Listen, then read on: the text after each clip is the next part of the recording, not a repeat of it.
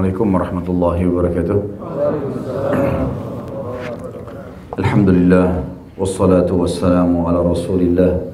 Segala puji dan puja kehadirat Allah subhanahu wa ta'ala, juga salawat dan taslim kepada Nabi besar Muhammad sallallahu alaihi wa sahbihi wasallam.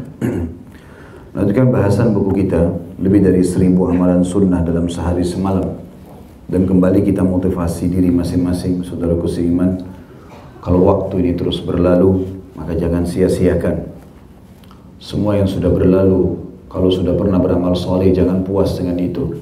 Berdoa kepada Allah subhanahu wa ta'ala agar diterima dengan pahala yang sempurna, dan bersyukur karena bisa melakukan perbuatan amal soleh itu. Dan sekarang lebih tingkatkan lagi. Ada istilah afdal dalam agama kita, atau sesuatu yang lebih utama dari yang utama. Maka kita selalu dikejar seperti itu. Kalau tadinya kita sholat duha cuma 2 rakaat, bisa menyelamatkan 360 sendi kita, sekarang kita tingkatkan ke 4 rakaat dengan harapan seluruh kebutuhan kita dipenuhi pada hari itu sebagaimana dalam hadis qudsi. Kalau sudah berjalan istiqamah, kemudian kita tingkatkan ke 8 rakaat, kemudian ke 12 rakaat, kita kejar yang terbaik. Maka ini yang harus kita lakukan. Dan kalau yang lalu-lalu berbuat dosa, bertobat dan beristighfar mumpung ajal belum datang. Dan kedepannya tidak ada lagi dalam kamus hidup kita di sisa umur ini dosa, nggak ada lagi, hapus semua. Udah gak ada kesempatan untuk itu. Buang-buang waktu kosong, ghibah, fitnah, mengambil harta haram, cukup. Teman-teman sekalian, mulut kita hanya butuh 2 sendok makanan. Perut kita hanya butuh 1 piring nasi. Cukup, bahkan itu bisa seharian. Berapa harganya? Nasi uduk, 5.000 rupiah, 10.000 rupiah. Itu yang antum butuhkan. Sampai kata Nabi SAW, yang dibutuhkan oleh seseorang anak Adam adalah makanan yang cukup untuk menopang tulang belakangnya agar bisa berdiri. Artinya, cukupkan dengan makanan yang halal yang ada. Kalaupun ada rezeki, tidak mubazir. Seperti itulah. Nggak ada lagi kata-kata zina karena kita punya pernikahan. Nggak ada lagi kata-kata riba karena kita punya transaksi jual beli. Dan sudah sering saya jelaskan teman-teman sekalian, kalau yang haram itu sebagian kecil dari kehidupan kita, yang halal jauh lebih banyak. Dan yang halal ini enak untuk dinikmati. Jiwa merasa tentram dalam melakukannya. Pernikahan, perdagangan, pertemanan, persahabatan, semuanya baik. Dan semua kemaksiatan dimulai dengan ketakutan, kekhawatiran, ya. Dan akibat-akibatnya tidak nyaman. Tidak adanya ketentraman jiwa, belum hukuman-hukuman Allah yang datang. Maka semestinya sudah harus kita hapus semuanya. Yang berlalu sudah, tapi sekarang ke depannya kita harus isi dengan kebaikan. Hasan Basri rahimahullah berkata, hai anak Adam, ketahuilah kau hanya bilangan. Setiap kau buka matamu di pagi hari, setiap kamu buka matamu di pagi hari, pastikan bilanganmu telah berkurang 1. Nah, kita sedang menuju kepada akhirat. Jangan bangga teman-teman dengan ketampanan, ya, kekayaan, jabatan, kecantikan. Itu hanya sebentar. Kalau digunakan dalam ketaatan kepada Allah, sangat bagus. Karena Allah SWT berikan fasilitas untuk taat kepadanya, bukan untuk bermaksiat kepadanya.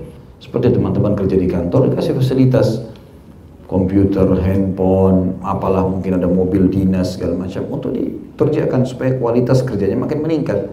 Tapi kalau disalahgunakan, ya, tidak datang ke kantor malah disalahgunakan untuk kegiatan lain, lalu ketahuan akan dikeluarkan oleh perusahaan tersebut secara rasional. Seperti itulah Allah berikan kita fasilitas untuk kita nikmati dalam ketaatan. Tidak ada orang yang lebih tampan dari para nabi-nabi, termasuk Nabi Muhammad atau terutama Nabi Muhammad SAW.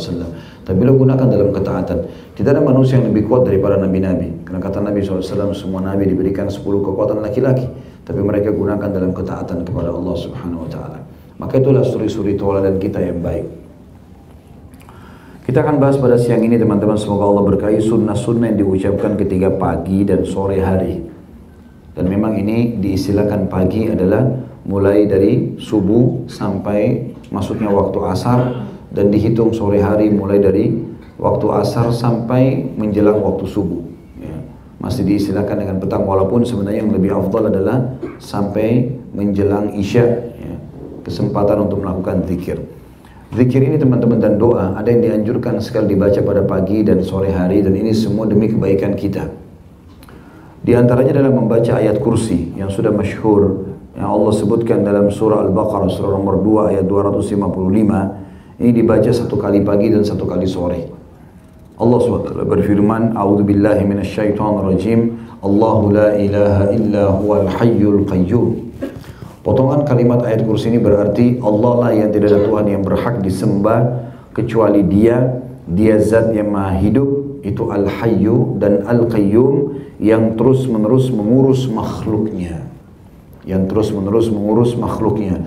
Berarti kita sedang memanggil zat Allah yang maha hidup, yang maha memberi, maha memperhatikan, maha mengawasi. Dalam surah An-Nisa Allah mengatakan innallaha kana 'alaikum raqiba.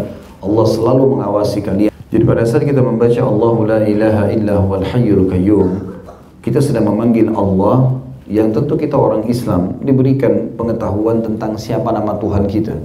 Seorang ilmuwan pernah berkata, saya pernah mengelilingi pelosok muka bumi ini, saya pernah temukan kampung tanpa pasar, saya pernah temukan kampung tanpa rumah, saya pernah temukan kampung ya tanpa peradaban, nggak ada sekolah, nggak ada rumah sakit, tapi saya tidak pernah menemukan kampung yang tidak ada tempat ibadah. Ada tempat ibadah, cuman mereka tidak tahu siapa Tuhan mereka. Kita bersyukur kepada Allah Subhanahu wa Ta'ala karena begitu kita lahir, apalagi lahir dalam keadaan Islam, diajarkan ada Tuhanmu namanya Allah, la ilaha illallah, tidak ada Tuhan selain Dia. Diajarkan sifat-sifatnya, disebutkan dalam kitab Al-Quran firman-Nya. Kita mengikuti ajaran utusannya Muhammad sallallahu alaihi wasallam, maka kita sudah tahu semuanya. Allah suruh kita memanggil Dia, Allahu la ilaha illa huwal hayyul qayyum. Allah tidak ada Tuhan ya kecuali yang berhak disembah kecuali Dia yang maha hidup dan terus menerus mengurus makhluknya. Kata sebagian ulama, kata Al-Hayyul Qayyum ini punya makna secara khusus. Di dalam hadis yang lain, siapa yang menggunakan dalam istighfarnya atau doanya, maka akan diampuni dosanya yang lalu-lalu. Makanya dalam sebuah hadis tentang kalimat istighfar yang paling sempurna adalah Astaghfirullahilazim alladzi la ilaha illa huwal hayyul qayyum wa atubu ilaih. Kata para ulama, karena ada kalimat Hayyul Qayyum, zat yang maha hidup dan terus menerus mengurus makhluknya, maka ini sudah cukup membuat seluruh dosanya, kata Nabi SAW, diampuni walaupun sebanyak buih di lautan. Walaupun sebanyak buih di lautan. Lalu Allah jelaskan kepada kita, bagaimana kita memahami Al-Hayyu Al-Qayyum, yang maha hidup dan selalu mengurus makhluknya. Allah bilang, La ta'khuduhu sinatun wala naum. Allah tidak pernah sina itu ngantuk, wala naum, apalagi tidur. Nabi Musa AS pernah berkata kepada Jibril AS, tanyakan kepada Allah, apakah Allah itu mengantuk? Dari Nabi Musa AS, Nabi Allah, tapi tidak interaksi sama Allah secara langsung, maka melalui Jibril AS, maka dia mengatakan, ya Allah, apakah engkau mengantuk? Maka Allah menyuruh Musa AS memegang sebuah gelas. Jangan pindahkan gelas itu, hai Musa, sampai Allah perintahkan lagi kau memindahkannya. Maka Musa AS memegang gelas tersebut dari pagi sampai malam. Dipegang terus sama Musa AS. Tidak bergerak karena perintah Allah Subhanahu wa Ta'ala.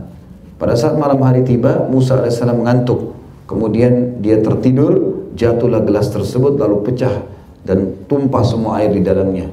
Maka pada saat itu Allah berfirman kepada Musa mengatakan, hai Musa, andai saja saya mengantuk, ya, sebagaimana kau mengantuk, maka seperti itulah keadaan alam semesta ini. Seperti air dalam gelasmu tadi, akan berantakan semua.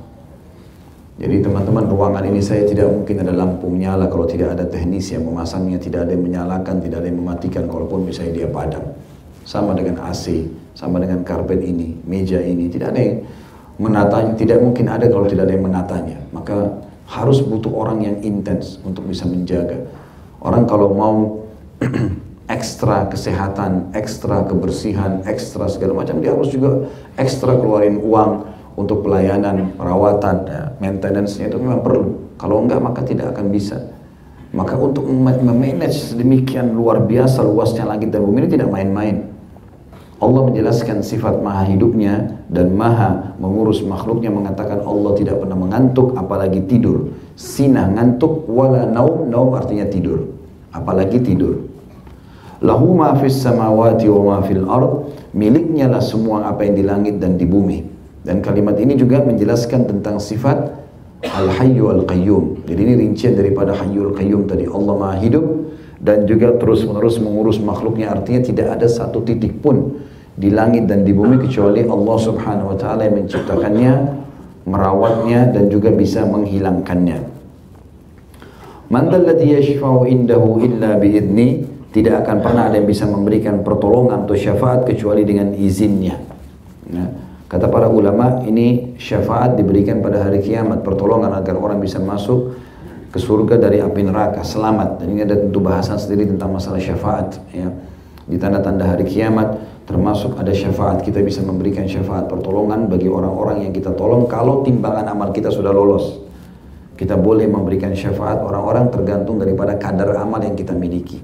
Jadi kalau misal timbangan amal kita 10.000, amal soleh, dosa kita 9.000, ada selisih 1.000. Kita bisa menggunakan 1.000 itu untuk bantu orang lain. Bukan diberi, tapi dengan rahmat Allah, Allah mengizinkan kita memberikan syafaat dengan itu. Ada orang cuma bisa memberikan syafaat 1 orang, ada yang 3 orang, ada yang 10 orang. Ada orang saking banyaknya amal solehnya dan tidak ada dosanya, dia beristighfar kepada Allah, bertobat selama di dunia, dan amal solehnya terus berjalan sampai dia bisa memberikan syafaat seperti suku Mudar. Mudar itu di atas 100.000 orang. Jadi ada pertolongan-pertolongan yang diberikan nanti pada hari kiamat. Tapi itu juga semua dengan izin Allah. Ya'lamu ma baina aydihim wa ma khalfahum. Allah sangat mengetahui apapun yang ada di hadapan mereka dan di belakang mereka. Ya, yang dimaksud di hadapan mereka adalah apa yang mereka akan hadapi di depan mereka langsung dan apa yang tidak mereka ketahui dari belakang mereka. Sebagian ulama menafsirkan juga yang dimaksud dengan di depan adalah masa depan dan yang di belakang adalah masa lalu. Allah lebih tahu sebelum kita diciptakan, masa lalu kita yang sudah kita kerjakan itu Allah sudah tahu itu akan kita kerjakan baik atau buruk. Juga di masa depan kita tidak tahu, tapi Allah sudah tahu apa yang kita kerjakan sampai menjelang ajal datang nanti. وَلَا يُحِيطُونَ بِشَيْءٍ مِّنْ عِلْمِهِ إِلَّا بِمَا شَاءَ. Dan mereka tidak mengetahui sesuatu apapun tentang ilmunya Allah, melainkan apa yang Dia kehendaki. Jadi ilmu Allah sangat luas, masih banyak yang belum kita ketahui. Ya, bahkan kita subhanallah di antara manusia saja masih banyak di antara kita yang punya ilmu yang lain tidak punya, atau orang lain punya kita tidak punya.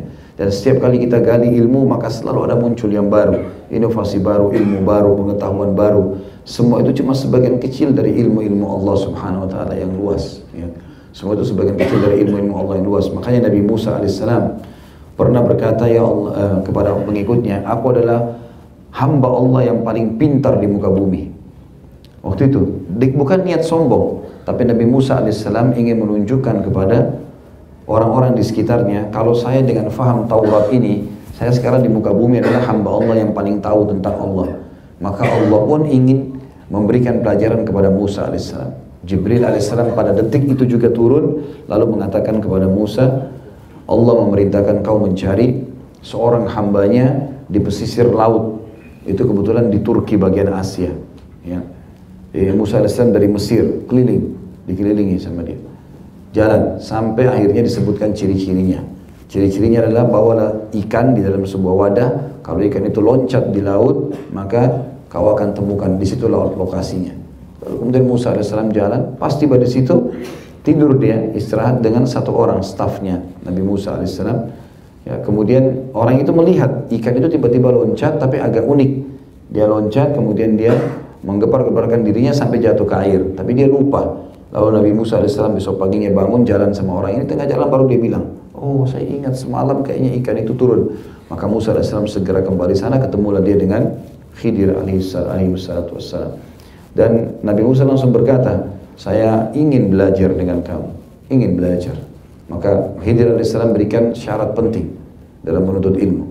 Jangan kau bertanya sesuatu sebelum saya jelaskan. Terima saja semua apa yang saya kerjakan, apa yang saya sampaikan, tapi jangan tanya kenapa, sampai saya sendiri yang jelaskan. Musa alaihissalam mengiyakan. Baru saja ngomong begitu sudah sepakat akadnya, jalan naik di atas kapal, nelayannya baik, sambut Nabi Khidir kenal baik. Tiba-tiba Nabi Khidir alaihissalam ambil alat, dibolong-bolongin kapal itu. Maka Musa alaihissalam lihat dengan akal normalnya manusia biasa, kenapa kau jubel ini? Kenapa dirusak nih kapal? Nabi Khidir sudah bilang, saya sudah bilang, kau tidak bisa sabar, harus tunggu saya jelaskan. Maka kata Musa alaihissalam, baiklah, saya tidak akan bertanya. Jalan sebentar turun, ada anak kecil ditangkap oleh Khidir, dibunuh. Maka Musa alaihissalam kaget. Musa alaihissalam mengatakan, kenapa kau bunuh jiwa anak kecil, jelas belum balik, nggak ada dosanya nih, kenapa harus dibunuh? Kata Khidir, sudah saya bilang, jangan bertanya sampai saya jelaskan. Kau tidak bisa sabar. Kata Musa, baiklah, kalau seandainya setelah kejadian ini saya masih bertanya, sudah selesai urusan kita. Maka jalanlah. Tidak disebutkan dalam Al-Quran kisah yang lain, mungkin ada kejadian-kejadian banyak, tapi yang jelas Nabi SAW merincikan dalam sebuah hadis. Setelah itu jalan terus sampai masuk ke dalam sebuah negeri atau kota. Negeri ini tidak ada yang kenal, tidak ada yang kenal Musa AS, tidak ada yang kenal Khidir AS. Rupanya ada satu tembok mau rubuh, rumah anak yatim, 2 orang anak yatim.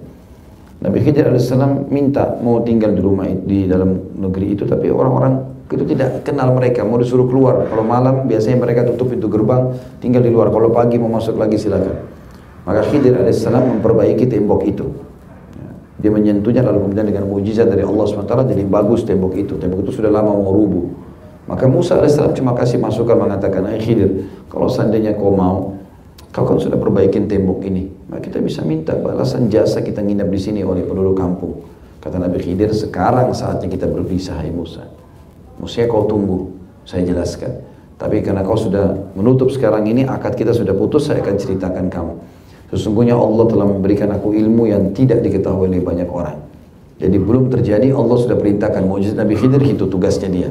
Dia keliling di muka bumi ini menyelesaikan tugas-tugas yang Allah perintah. Dia bilang, kalau kapal yang saya jebol-jebol pertama yang kau kaget itu, karena di sekitar situ Allah beritahukan kepada saya ada raja zalim. Dia pada saat itu, pada saat kita turun beberapa saat kemudian akan datang raja-raja itu mengambil kapal-kapal yang masih bagus secara paksa. Maka sedikit ada aibnya dia tidak mau. Makanya saya jebol-jebolin kapal itu, tapi jebol-jebolnya kecil, cukup untuk menyelamatkan para nelayan. Dan anak kecil yang saya bunuh itu 2 orang tuanya orang saleh, sangat bagus ibadahnya, tapi anak ini durhaka. Dalam beberapa kisah disebutkan anak ini mengajak orang tuanya sembah berhala, selalu kasar sama ibunya, sama ayahnya, menghina, tidak mau patuh. Maka Allah SWT memerintahkan Khidir untuk membunuh anak tersebut. Ya, karena Khidir utusan Allah, Allah penciptanya, maka tidak ada dosa karena Allah yang perintahkan. Kemudian juga anak ini meninggal sebelum balik, maka dia juga bisa selamat. Lalu orang tuanya digantikan dengan anak yang saleh. Setelah itu ibunya hamil, lalu kemudian melahirkan anak yang saleh. Kalau tembok ini, saya bukan mau mengambil balasan dari orang-orang negeri ini. Tembok ini sebenarnya saya berdirikan karena Allah perintahkan. Di bawah tembok ini rupanya ada harta yang ayahnya 2 anak yatim ini tanam di situ. Dan kalau rubuh tembok ini akan diperebutkan oleh orang negeri ini. Maka Allah suruh saya perbaikin sampai nanti anak-anak ini sudah dewasa, mereka akan menggali sendiri. Kata Nabi SAW, semoga Allah merahmati, ya, semoga Allah merahmati Musa. Kalau dia tidak banyak bertanya, kita juga akan banyak tahu dari Khidir. Tapi di sini teman-teman membuktikan bahwasanya Allah ilmunya sangat luas. Nabi Musa AS sendiri tidak tahu banyak tentang apa yang merupakan ilmu Allah Subhanahu Wa Taala. Dalam kisah unik yang lain, pernah Musa AS berkata kepada Allah, kepada malaikat Jibril, hai Jibril, beritahukan kepada Allah, saya mau tahu tentang keadilannya Allah. Bagaimana Allah itu dengan adilnya menghakimi hamba-hambanya.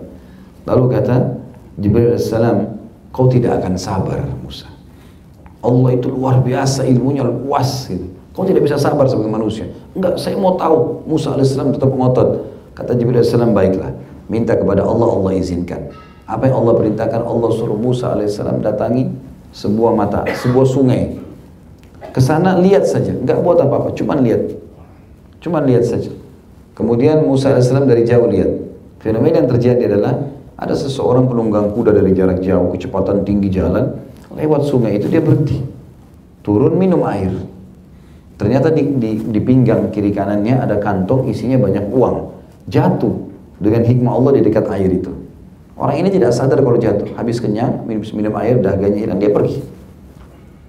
Datang orang kedua, anak kecil, belum balik, masih kecil, masih umur 7 tahunan datang, tiba-tiba saja dia minum air, dia lihat ada duit, diambil duit itu langsung pergi. Datang orang ketiga, buta matanya, pakai tongkat. Beberapa saat kemudian datang, dia dengar suara air, dia mendekat, dia minum air. Rupanya orang yang pertama tadi yang duitnya jatuh kembali. Musa AS lihat semua ini. Lalu orang yang naik kuda tuh lihat, ini ada orang buta. Dia tanya, hai bapak tua buta, kamu tak lihat uang saya enggak? Kata orang buta tuh, saya buta, saya nggak bisa lihat. Nggak mungkin, saya tadi baru minum sini, jatuh di sini. Sebelum saya turun di air tadi ada uang itu. Sebelum turun dari kuda, saya pegang uang itu ada, berarti jatuh di sini, nggak mungkin. Ringkas cerita, orang tua ini mengatakan, tidak, saya tidak tahu, ribut-ribut sampai akhirnya diperiksa barangnya nggak ada, dibunuhlah orang tua ini. Orang buta ini dibunuh sama si pemilik kuda tadi. Lalu pemilik kuda cek kembali barang tidak ada, sudah dia pergi. Sekarang teman-teman, menurut kita mungkin mirip dengan pandangan Musa alaihissalam. Kira-kira menurut antum sini siapa yang salah? Hah? Hah? Anak kecil. Karena anak kecil yang ngambil duit nih.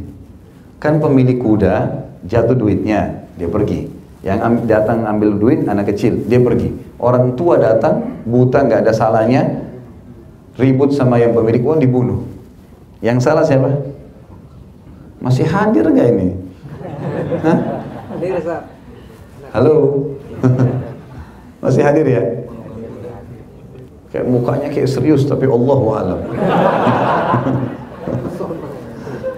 Nyambung nggak ini? Allahu a'lam, ngangguk-ngangguk ini saya tidak tahu. Jadi yang salah anak kecil kalau dalam mata pandangan kita ya. Karena kan anak kecil yang ambil duit. Kalau anak kecil nggak ambil duit, si buta kan tidak tahu ada duit di situ. Orang yang naik kuda tadi kembali tinggal ambil duitnya pergi kan gitu. Maka Musa alaihissalam bilang sama Jibril, saya nggak bisa sabar nih. Artinya jelas-jelas di mata saya yang salah si kecil ini, kenapa ini dibunuh, apa salahnya gitu loh. Gitu kan. Ternyata subhanallah jawabannya, kata Jibril alaihissalam, Allah sudah bilang kau tidak akan sabar. Tapi cerita sebenarnya begini, hai Musa. Jadi teman-teman subhanallah yang punya masalah di muka bumi ini, selama antum benar nggak usah khawatir. Allah subhanahu wa ta'ala itu zat yang maha adil, maha bijaksana, maha mengetahui, nggak ada yang luput. Dalam Al-Quran dikatakan, la yakhfa alaihi syai'un fil ardi wala fis sama. Allah itu tidak tersembunyi baginya di langit dan di bumi, tidak ada sesuatu. Allah tahu semua. Perhatikan kisahnya unik sekali. Maka kata Jibril SAW, kisahnya sebenarnya begini. Ini anak kecil yang ambil duit ini, punya ayah, dulu bekerja sama penunggang kuda itu. Dan waktu dia kerja, pernah dipecat kerja, gajinya nggak dikasih. Tahu nggak Musa? Jumlah gajinya sejumlah uang yang diambil itu. Jadi anak ini pernah punya ayah, ayahnya kerja sama si pemilik uang, rupanya sejumlah kantong itu. Dengan hikmah Allah, orang itu membawa uang seperti itu jatuh di situ. Dia tidak pernah tahu kalau di situ tinggal anak orang yang pernah dia zalimi. Ngerti nggak? Maka Allah datangkan anak kecil ini mengambil haknya ayahnya tanpa dia sadari. Jumlahnya sama. Kata Musa AS, baiklah saya sudah paham. Tapi bagaimana dengan orang buta yang dibunuh? Kata Jibril AS, ayahnya anak ini setelah berhenti kerja dengan pemilik kuda, dia kemudian cari kerja, bekerja sama si buta. Dan buta ini dulu tidak buta matanya. Akhirnya dia cekcok sama ayahnya anak ini, dibunuh sama dia. Jadi si buta ini pembunuh ayahnya anak ini. Lihat bagaimana Allah subhanahu wa ta'ala mendatangkan sebuah kejadian, selesai aman semuanya. Pemilik uang tadi, uangnya kembali kepada pemiliknya, ya, dengan caranya Allah. Lalu pembunuh ayahnya dibunuh oleh orang zalim juga, selesai. Jadi tidak ada sesuatu yang luput. Allah itu ilmunya maha luas. Kita sedang bermuamalah dengan Allah yang hayyul qayyum, maha hidup, ya, maha mengurus makhluknya, tahu semua. Tapi kan saya dizalimi Ustaz. Ya, bukan cuma antum, semua kita pernah dizalimi. Ada orang sini yang tidak pernah dizalimi? Mana? Coba angkat tangan. Saya mau kasih mic biar cerita. Selama hidupnya nggak pernah ada kezaliman. Ada orang di sini tidak pernah digibah? Nggak pernah digunjing? Hah? Ada nggak? Mungkin khusus PHI ini ada? Atau mungkin ada di antara antum yang tidak pernah ditipu seumur hidup? Hah? Tidak pernah dibohongi? Nggak pernah dipukul seumur hidup? Berarti bukan kita sendiri, semua orang lalui. Semua orang lalui itu. Cobaan itu ada, gitu kan? Tapi Allah subhanahu wa ta'ala maha adil. Yang penting kita bukan kita yang salah, maka akan aman. Allah punya cara. Allah subhanahu wa ta'ala punya cara mengembalikan itu. Luar biasa kalau Allah yang mengatur semuanya. Makanya dikatakan wala yuhituna bi syai'in min ilmihi illa bima syaa. Tidak ada sesuatu, ya, atau mereka tidak bisa mengetahui sesuatu tentang ilmunya melainkan apa yang dia kehendaki. Wasi'a kursiyyuhus samawati wal ard. Kursinya meluasi dan menutupi seluruh langit dan bumi. Apa maknanya kursi, teman-teman? Kursi dalam bahasa Arab bukan kayak kita bahasa Indonesia. Kursi ini tempat duduk begini nih, kita Indonesia kursi. Kalau dalam bahasa Arab itu pijakan kaki raja di singgasana. Jadi kalau singgasana, kalau sebelum naik ke singgasana ada pijakan kakinya, nah itu nama bahasa Arabnya kursi. Allah menjelaskan tentang kursinya, pijakan kakinya Allah di singgasana. Allah bilang wasi'a, telah meluasi. Kursiyuhu, pijakan kakinya, as-samawati wal ard, seluruh langit dan bumi ini. Ya. Wala yauduhu hifdhuhuma, dan Allah tidak pernah merasa berat memelihara keduanya, langit dan bumi. Ya, subhanallah, kita kalau lihat kita sebagai manusia teman-teman, rumah kita seminggu aja nggak dibersihin, udah kotor. Nggak usah jauh-jauh rumah, badan kita sehari nggak mandi, udah gerah. Kalau 3 hari kita nggak sikat gigi, wah luar biasa. Semua orang bisa mati tiba-tiba di sana. 2 hari kita nggak pakai roll on, sudah bau ketiaknya. Luar biasa. Dari semua tubuh kita keluar kotoran, matanya keluar kotoran, hidung keluar kotoran, ini keluar kotoran. Kalau kotoran semua, terus manusia mau sombong apa ini? Ya. Allah mengatakan kami ciptakan manusia dalam surah Insan dari sperma yang tidak ada nilainya, baunya busuk. Kalau tidak membuai sel telur dibuang. Itu kita dari Allah mengatakan dari cairan yang hina. Allah bilang fa'idah huwa khasimun mubin. Tiba-tiba pada saat dia sudah mulai dewasa, Allah berikan sedikit kegagahan, sedikit kecantikan, sedikit kepintaran, khasimun mubin, pembangkang yang nyata. Enggak ada Tuhan. Ini semua terjadi begitu saja. Oh, luar biasa. Terus kamu dari mana asalnya? Dia lahir buka mata semua sudah ada. Ini ibumu, ini ayahmu, disuapin, dicobokin, di segala macam sistem raksasa yang luar biasa. Ada pergantian siang malam, ada musim, ada makanan, ada minuman, ada hewan-hewan. Terus di bangkang ada pencipta, bagaimana modelnya? Ya. Allah bilang begitu. Wa huwal aliyyul azim. Ya. Allah tidak pernah berat mengurus itu semua, dan Allah maha tinggi lagi maha besar. Kata para ulama, pada saat ayat kursi diturunkan pertama kali, maka ada ribuan syaitan yang terbakar. Ya. Karena ini memang ayat yang sangat luar biasa. Sampai kata Nabi SAW, siapa yang membaca ayat kursi, ya, pada saat dia akan tidur maka akan dilindungi oleh Allah dari syaitan sampai pagi, sampai dia bangun. Juga dalam habis sholat, pernah kita bahas zikir habis sholat, kalau baca ayat kursi tidak ada yang menghalangi antara seseorang dengan surga kecuali kematian. Siapa yang rutin membaca ayat kursi, kita di habis sholat baca ayat kursi. Tadi ayat kursi ini cuma 1 ayat, Al-Baqarah 255. Siapa yang baca itu habis sholat, tidak ada yang menghalangi antara dia dan surga kecuali kematian. Tapi syaratnya baca ayat kursi setiap sholat 5 waktu. Berarti sholat 5 waktu dengan ayat kursi digabungin, maka akan masuk surga gitu. Kata penulis, faedahnya barang siapa membaca ayat ini ketika pagi hari, maka ia dijaga dari gangguan jin hingga sore. Dan barang siapa yang mengucapkan di sore hari, maka ia dijaga dari gangguan jin hingga pagi hari. Hadis ini hadis sahih riwayat An-Nasa'i. Ya, jadi maksudnya ini akan menjaga kita dari segala macam masalah. Juga dalam hadis yang lain banyak sekali ayat kursi ya. Yang kisah Abu Hurairah radhiyallahu anhu, beliau sempat disuruh oleh Nabi SAW menjaga Baitul Mal. Kemudian malam hari ada orang mencuri di Baitul Mal, maka Abu Hurairah tangkap dia, gitu kan. Kemudian dia mengatakan, maafkan saya punya anak banyak, begini dan begitu. Abu Hurairah iba, dilepas. Pas mau sholat subuh, Nabi SAW tanya Abu Hurairah, hai Abu Hurairah, kamu bagaimana dengan tamumu semalam? Bagaimana dengan tamumu semalam? Maka kata Abu Hurairah, ya Rasulullah, dia mengaku punya anak banyak dan dia orang susah, maka saya lepaskan. Kata Nabi SAW, dia bohong, dia akan kembali besok malam. Abu Hurairah kebetulan berjaga 3 hari waktu itu. Hari kedua datang lagi orang yang sama, Abu Hurairah tangkap lagi. Dia nangis-nangis lagi, dia mohon maaf, dia janji tidak akan kembali lagi, tidak akan mencuri.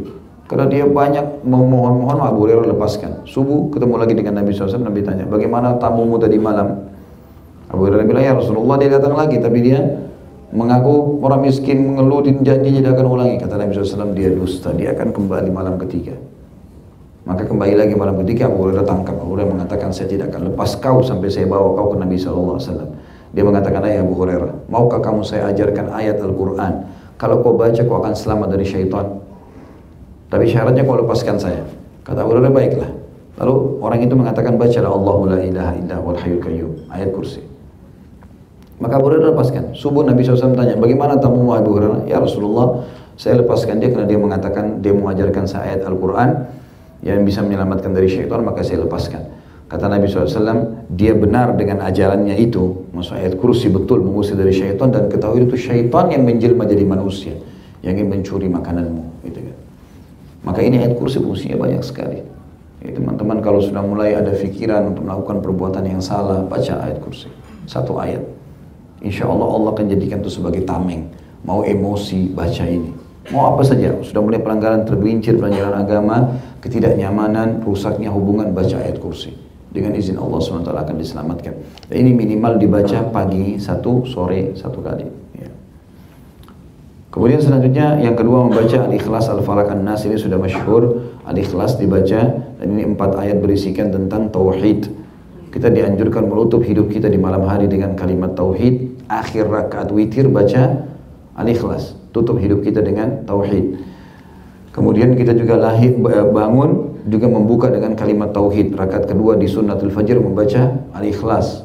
Ya. Kata ulama 4 ayat ini adalah 4 ayat yang kalaupun turun sudah cukup sebenarnya. Qul huwallahu ahad, ikrarkan Allah itu esa, tidak ada Tuhan selain Dia, tidak ada pencipta, tidak ada tempat bergantung kecuali Allah SWT. Allahus samad, Allah yang bergantung segala sesuatu padanya. Lam yalid wa lam yulad, tidak beranakan, wa lam yakul lahu kufuwan ahad, dan dia tidak butuh pada siapapun. Ya. Ayat ini juga atau surah ini juga pernah dikatakan oleh Nabi SAW, maukah kalian aku ajarkan sepertiga Al-Quran? Maka Nabi SAW masuk ke dalam rumahnya, sahabat penasaran, apa ini sepertiga Al-Quran? 10 juz Al-Quran, bisa dibaca dengan satu surah. Maka sahabat pada ngomong satu sama lain tapi belum tahu apa. Gak lama kemudian Nabi SAW kembali lalu mengatakan Qul huwallahu ahad adalah sepertiga Al-Quran. Teman-teman lagi lampu merah baca Qul huwallahu ahad 4 ayat, lagi tunggu antri lift baca sepertiga Al-Quran. Kalau 3 kali kita baca berarti sama dengan baca 30 juz Al-Quran. Itu kalimat tauhid. Dan berapa banyak orang masuk Islam karena Qul huwallahu ahad. Hampir 90% yang saya temui itu pada saat masuk Islam mereka di kasusnya kena baca Qul huwallahu ahad. Mereka bingung dengan itu. Allah mengatakan lam yalid wa lam yulad. Ada seorang teman saya di Surabaya, beliau notaris kebetulan, sering ikut kadang-kadang pengajian. Satu waktu kami duduk bertiga, saya dengan teman ini, dengan satu lagi ada pengusaha. Waktu saya masih tinggal di Surabaya beberapa tahun yang lalu sebelum ke Jakarta. Saya di Surabaya dari tahun 2004 sampai 2006, ya, 2 tahunan kurang lebih. Waktu itu saya sempat ngobrol, terus cerita tentang masalah mu'allaf, orang masuk Islam. Rupanya dia cerita, ada satu pastor masuk Islam di tangan dia, teman dekat ini, notaris. Tapi memang dia karena bukan dai, dia punya retorika tersendiri. Dia cerita sama saya, dia bilang, sama kami waktu itu, dia bilang saya punya tetangga pastor. Saya sempat bawa Al-Quran, kemudian memang saya sudah tandai Al-Ikhlas, surah Al-Ikhlas. Nah itu yang saya paling hafal, makanya yang saya tahu. Dia bilang saya datang ke sana, saya bilang, pastor apa kabar, baik begini-gini. Terus kemudian dia bilang, saya seorang muslim tapi saya bingung dengan ayat ini, surah ini. Coba mungkin pastor bisa ya, menjelaskan kepada saya. Sebelum membaca surah itu pun si pastor sudah mengatakan memang agama ini membingungkan, kata dia. Lebih baik kau masuk ke agama Nasrani. Kata teman ini, baiklah pastor pegang ini Al-Quran, ini yang saya bingung, nanti coba dilihat apa yang ajarannya pastor, kasih ke saya. Dikasihlah juga Injil dalam bahasa Indonesia, dia bilang.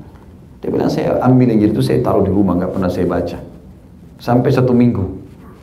1 minggu kemudian rupanya si pastor ini tahu kalau mau ketemu minggu depan, kita janjian ketemu minggu depan ya. Jadi dia selama seminggu itu pelajari terus Al-Ikhlas itu. Begitu dia ketemu, kata si teman saya ini bilang, saya subhanallah tidak sangka kalau dia masuk Islam. Tiba-tiba dia bilang, waktu saya tanya gimana pastor, dia bilang kayaknya agamamu yang benar nih. Saya bolak-balik baca lam yalid walam yulad, lam yalid walam yulad, tidak beranak, tidak diperanakkan. Kayaknya benar, mestinya Allah begini nih. Bagaimana bisa Allah punya pasangan, Allah punya anak? Nggak mungkin gitu. Ya subhanallah masuk Islam gara-gara itu. Ya, mungkin kita sudah bolak-balik baca ya, tapi kuasa Allah SWT. Hampir banyak orang masuk Islam gara-gara surah mulia ini. Karena kita anggap remeh gitu ya. Begitu juga dengan Al-Falaq dan An-Nas. Kata Nabi SAW, ini sunnah dibaca 3 kali pagi, 3 kali sore. Ya, ini Al-Falaq sama An-Nas dikatakan dalam hadits Bukhari. Nabi SAW terus saja memohon perlindungan kepada Allah dari segala macam keburukan sampai turun 2 surah ini. Setelah turun 2 surah ini, maka Nabi SAW tidak pernah lagi memohon kecuali membaca 2 surah ini. Qul a'udzu birabbil falaq, katakanlah atas nama Allah yang menciptakan waktu pagi. Ya. Qul a'udzu birabbil falaq min syarri ma khalaq, dari semua keburukan diciptakan. Ya. Wa min syarri ghasiqin idza waqab, dan dari keburukan malam hari pada saat datang. Ya. Karena biasanya orang bermaksiat di malam hari ya. Orang itu kalau bermaksiat biasanya di waktu-waktu lagi santai.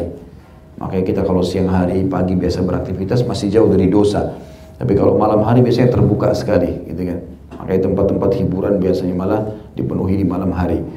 Maka di sini Allah menyuruh kita baca itu. Min syarri ghasiqin idza waqab, ya Allah jauhkanlah aku dari keburukan malam hari kalau tiba. Kata para ulama, godaannya malam hari. Dalam hadis lain kata Nabi SAW, kalau tiba maghrib maka masukkanlah anak-anak kalian ke dalam rumah, karena syaitan sedang berkeliaran dan mengatur serangan-serangannya, gitu kan. Kemudian wa min syarri naffatsati fil uqad, dari keburukan naffatsat. Naffatsat itu tiupan, mantra-mantra yang dibaca oleh nenek-nenek sihir atau penyihir.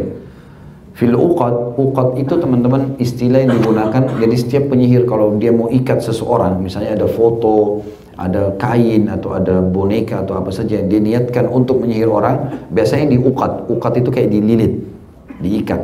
Itu namanya uqad. Makanya teman-teman, naudzubillah, kalau insya Allah sini tidak ada, tapi kalau ada teman-teman yang terganggu dengan sihir, coba bacain banyak-banyak rumah Al-Ikhlas, Al-Falaq, An-Nas, tiupkan ke air, semprotin ke rumah. Ya, biasanya kalau ada buhul-buhul, ada sesuatu yang ditanam oleh penyihir-penyihir itu tertanam di tanah.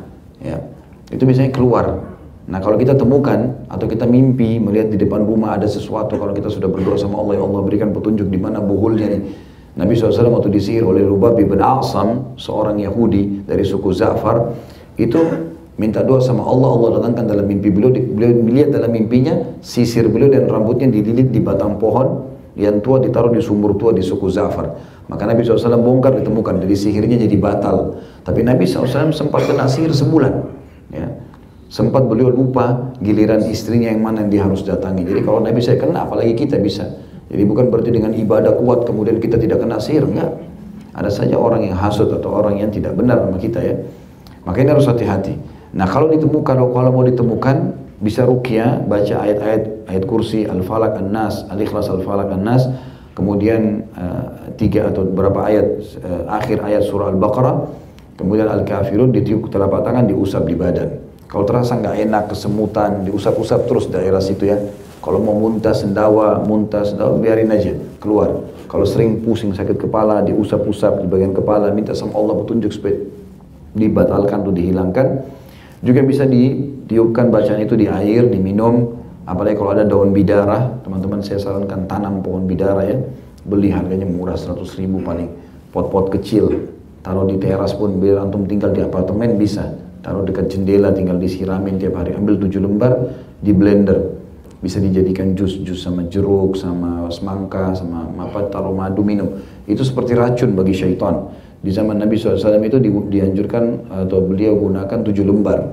Diulek di batu, kalau kita sekarang bisa di blender. Itu juga bisa disemprotin di rumah, tapi semprotnya nggak usah semuanya, tapi sekitar itu. Misalnya kita tidak enak di bagian belakang rumah, ambil semprotan setrika, diganti airnya dengan air ruqyah itu, kemudian disemprotin sambil baca ayat kursi atau Al-Ikhlas, Al-Falaq, An-Nas. Insya Allah itu akan sangat membantu, gitu. Yang jelas Al-Falaq ini teman-teman, kalau kita semprotin biasanya, kalau kita temukan buhul itu umumnya yang dipakai oleh para dukun-dukun ini, wali-wali syaitan untuk mengikat orang. Biasanya ada uqatnya. Nah uqat itu yang kayak lilitan, itu jangan langsung dibuang, ya. Diambil, dibuka uqat itu. Dibuka, ya. Jangan dibakar langsung, dibuka dulu. Uqatnya dibuka. Boleh sih langsung dibakar, tapi sebagian ulama menganjurkan itu dibuka uqatnya sambil baca Al-Falaq. Wa min syarri naffatsati fil uqad, ditiup, dibuka uqatnya itu. Baru kemudian dimusnahkan. Kalau cairan dialirkan di air. Ya, tapi kalau benda-benda begini setelah dibuka uqatnya semua masing-masing, biasanya bahkan mereka pakai kain kafan lah, apalah segala macam gitu. Maka itu digunakan. Ini Al-Falaq bisa membatalkan itu. Wa min syarri naffatsati fil uqad. Ya. Kemudian wa min syarri hasidin idza hasad, yang terakhir, dan dari keburukan iri dengki seseorang. Ada namanya penyakit ain, penyakit mata, ya, mata panas. Itu kalau hatinya orang busuk, matanya bisa jadi panas. Kalau teman-teman Allah karuniakan anak kecil yang lucu, masya Allah sempurna, selalu kalau orang lihat ada tamu datang, kerabat bilang, oh lucu ya anak kamu, selalu kita bilang masya Allah, tabarakallah, kita selalu bilang itu. Kalau orang itu sudah ucapkan, alhamdulillah. Kalau tidak, maka tidak, harus diucapkan. Karena kalau tidak, anak itu bisa kena ain, tiba-tiba sakit, tiba-tiba menangis, rewel, ya, itu terjadi. Ya, pernah di zaman Nabi SAW terjadi seperti itu, karena ainnya orang, gitu ya. Ada sahabat lagi mandi, tampan sekali, kulitnya putih. Kemudian ada sahabat lain yang lewat, dia luarnya hasut. Dia bilang anak gadis saja yang dipinggit tidak seperti kau putihnya. Tiba-tiba pingsan sahabat itu. jatuh, lemas jatuh. Ya. Terus kemudian dilaporkan kepada Nabi SAW, Nabi bilang, siapa yang lihat tadi dia mandi? Oh si fulan. Maka Nabi SAW panggil, Nabi bilang, kenapa kau tidak bilang Masya Allah, Tabarakallah? Maksudnya kau puji gitu. Lalu disuruh wudhu, air wudhunya disiram ke orang yang pingsan itu, bangun dia. Jadi memang ini bahaya sekali hasad orang. Ya. Ini di Indonesia saya lihat belum dibudayakan, sayang sekali. Kalau di Saudi teman-teman sudah biasa di mobil orang itu pasang stiker Masya Allah, Tabarakallah. Di belakang itu dipasangi gitu. Jadi kalau orang lihat pertama mobilnya, orang puji Allah dulu. Nah, kadang-kadang orang kalau hasut mobilnya bisa tabrakan. Kadang-kadang kalau antum tiba-tiba kejadian aneh, jalan tidak apa-apa, terus tiba-tiba keselio. Ada ain biasanya. Ada orang yang melihat kita tapi dia tidak memuji Allah. Memang terbiasa orang yang kalau biasa iri sama orang, hatinya jadi busuk. Bisa merusak matanya jadi panas. Namanya penyakit ain. Nah ini di akhir Al-Falaq itu disebutkan wa min syarri hasidin idza hasad. Kita minta dijauhkan dari iri dengkinya orang. Karena iri ini bisa membuat orang cemburu dan dia tidak mau kita baik. Selalu merasa bagaimana supaya kita dijatuhkan. Khusus masalah hasad ini ada dua ya. Ada hasad yang haram, tidak boleh. Iri yang diharamkan. Sebagaimana Allah katakan dalam Al-Falaq ini, wa min syarri hasidin idza hasad, dan dari keburukan iri dengki orang yang hasud. Juga dalam hadis kata Nabi SAW, hati-hatilah kalian dengan hasad atau iri, karena dia bisa memakan, dia bisa menghanguskan pahala sebagaimana api menghanguskan kayu bakar. Jadi kita nggak boleh iri sama orang. Allah berikan dia wajah begitu, mata begitu, mobil begitu, jabatannya sudah. Kita tinggal berusaha saja. Kalau fisik ya sudah kita syukuri apa yang Allah kasih. Keterampilan yang kita masih bisa bersaing, kita bersaing positif. Ya, tidak ada sama sekali hasud dengan orang. Ada yang kedua namanya ghibthah. Ghibthah ini kita merasa cemburu dengan orang, tapi kecemburuannya positif. Kita hanya menjadikan sebagai pemicu supaya jadi lebih baik, gitu loh. Dan tidak berharap nikmat itu hilang dari dia. Maka namanya ghibthah. Ini boleh. Kata Nabi SAW, tidak boleh hasad atau ghibthah ini kecuali pada dua. Orang yang Allah berikan Quran, dia hafal, bacaannya bagus, lalu sibuk dia mengajarkan tiap hari. Dan orang yang Allah karuniai harta, lalu dia sibuk menginfakkan pagi dan sore hari. Ini boleh kita cemburu, tapi cemburunya bukan berharap hilang. Kita berkata, ya Allah, coba seandainya kau kasih saya seperti dia, ilmunya seperti dia, hartanya, saya mau buat yang sama. Maka itu boleh dalam Islam. Tapi kalau kita berharap hilang dari dia, nggak boleh. Nah, misalnya ada tetangga beli mobil baru, ciri orang yang hasad haram ini, begitu tetangganya tabrak pagar, nah syukurin itu. Nah, ini berarti hasad, tidak boleh, gitu kan? Dia malah senang kalau orang itu kena kecelakaan, dipecat kerja atau apalah, itu semua tidak boleh. Nah ini kita berlindung dengan Al-Falaq. Begitu juga An-Nas. Kalau Al-Falaq lebih cenderung membentengi dari serangan luar, kalau An-Nas dari dalam. Qul a'udzu birabbin nas. Ucapkanlah dengan atas nama Tuhan pencipta manusia, Malikin Nas, rajanya manusia, Ilahin Nas, Tuhannya manusia, min syarri waswasil khannas, yang telah membisikkan dalam hati manusia, dari dalam dia. Alladzi yuwaswisu fi sudurin nas, yang mengganggu hati manusia. Bisikan-bisikan dari jalan gejolak untuk melakukan dosa-dosa, minal jinnati wan nas, dari jin dan manusia. An-Nas itu fungsinya untuk mengobati kita yang dari dalam. Jadi semua was-was kita untuk melakukan perbuatan salah itu hilang. Kalau Al-Falaq justru serangan dari luar, hasutnya orang, sihir, segala macam itu dibentengin. Jadi jangan dianggap remeh teman-teman ya. Dan juga perlu saya garis bawahi satu hal.